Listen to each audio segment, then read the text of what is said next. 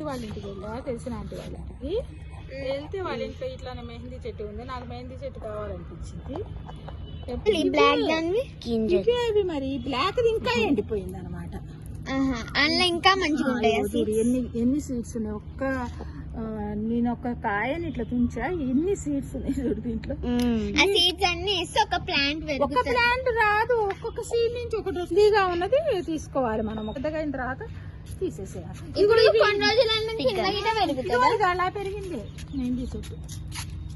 ఇదిగో ఇది మెహందీ చెట్టు, ఇలా సీడ్స్ ఇలా పాడి మొలిచి మెహందీ ఆకు, మెహందీ సీడ్స్. ఇలా అన్ని నేర్చుకోవాలి గార్డెనింగ్ లో. సీడ్స్ ఎలా వస్తాయి, సీడ్స్ మళ్ళీ జర్మినేట్ ఎలా అవుతాయి.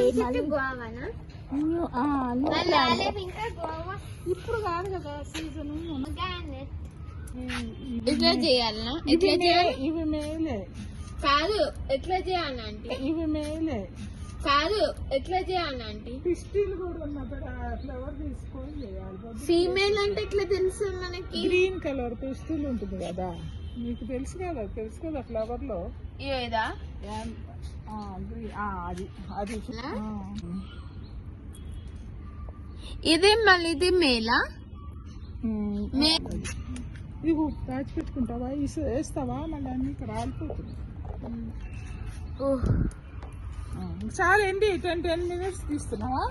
2 minutes స్టోరేజ్ అయిపోతుంది కదా.